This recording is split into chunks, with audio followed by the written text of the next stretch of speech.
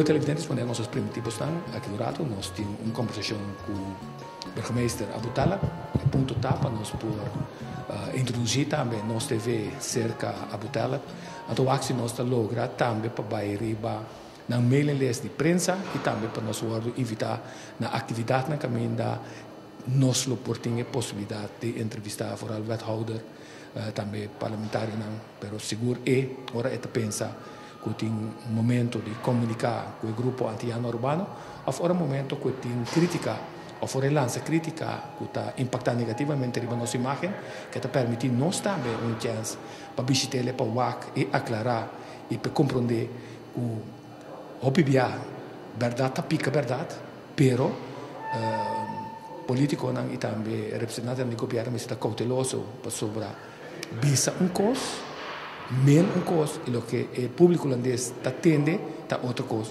Nós sabemos que o tempo que não tem hope de verrechtsing, Holanda tem hope de derechista, também é importante para nós evitar que nós está door de nossa mal comportação ou door de mal imagem que outro nós conscientemente que nós por corrigir isso aqui.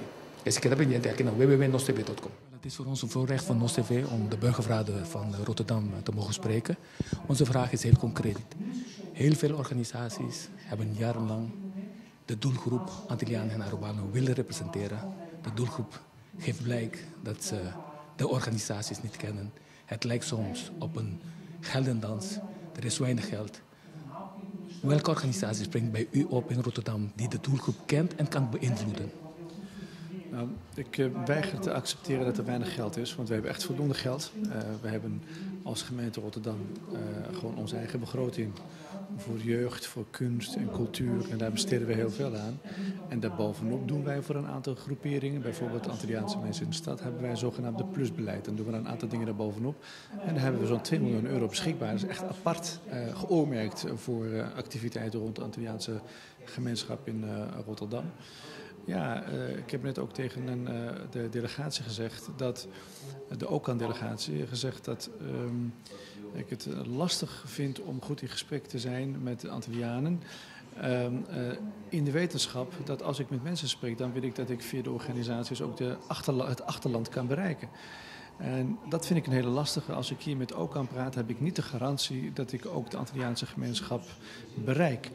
Vandaar dat ik het afgelopen jaar besloten heb zelf diepgaande, lange avonden te beleggen waar ik zelf met de Antilliaanse mensen heb gesproken. Het waren er zo'n 120 tot 140 mensen, 5 avonden lang, een zeer indringende verhalen aangehoord van waar gaat het goed en waar gaat het minder goed. Dat heeft mij in ieder geval geholpen om mijn aandacht te ordenen en ook richting de gemeenteraad te vertellen wat ik van plan ben de komende jaren. Volgende vraag. Het wordt toch een financiële moeilijke tijd. Hoe kunnen we ervoor zorgen dat als er geld beschikbaar gesteld wordt om een probleem op te lossen die bij bepaalde risicogroepen van welke groep dan ook, maar in ons geval Antillianen en Arubanen, dat daarop afgemeten wordt, dat het succesvol blijkt te zijn?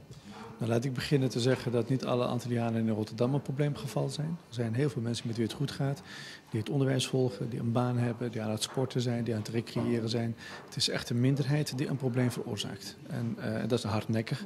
Dat blijkt vooral uit cijfers van geweld en gebruik van wapens. Dat maakt het buitengewoon bezorgd. Dus niet iedereen is even problematisch. Maar aan de andere kant is het zo, inderdaad, de komende jaren zal de regering bezuinigen. Dat betekent ook dat de gemeenten moeten gaan bezuinigen. Maar ik ben nog altijd van mening dat als het gaat om veiligheidsbeleid en die dingen die belangrijk zijn voor de stad, dat je die gewoon overeind moet houden. Dus bezuinigen ja, maar met verstand. Hoe kunnen wij van ons TV helpen in die zin dat ik zie u vaak op televisie, maar de doelgroepen waarover het gaat, Antillianen en Arubanen, die kijken niet naar de Nederlandse televisie zoveel. Dus de vraag is, hoe kunnen wij NOS TV, dat in Papiaments in Nederland speciale programma's maakt voor zeker gestigmatiseerde groepen in het Koninkrijk, van dienst zijn om die communicatie op gang te brengen en te starten en te behouden?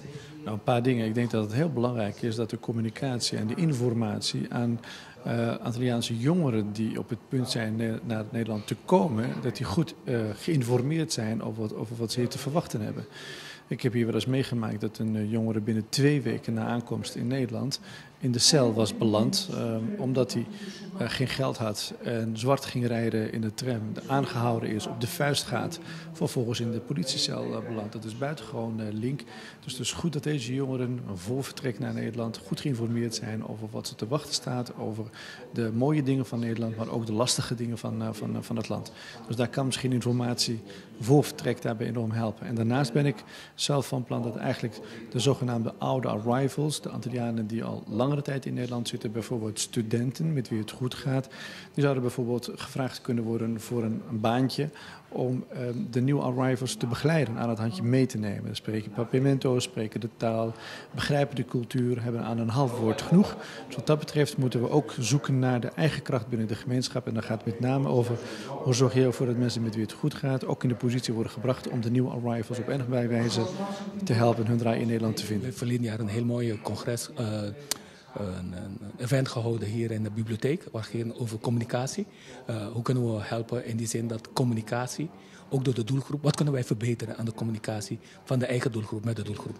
Nou ja, ik denk dat het goed is, maar u bent een professional. Ik even niet op dit moment. Ik heb vroeger in uw rol gestaan, maar nu even niet. Ik denk dat het heel belangrijk is dat we taal spreken die de jongeren verstaan.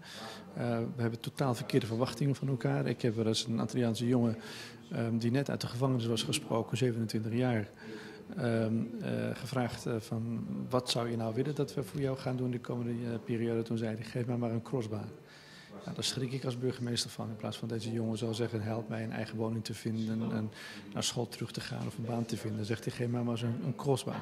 Dus kennelijk hebben we totaal verschillende verwachtingen van elkaar. En ik denk dat het heel belangrijk is dat we daarin een rol zou kunnen spelen om reële verwachtingen bij deze jongeren te doen ontstaan.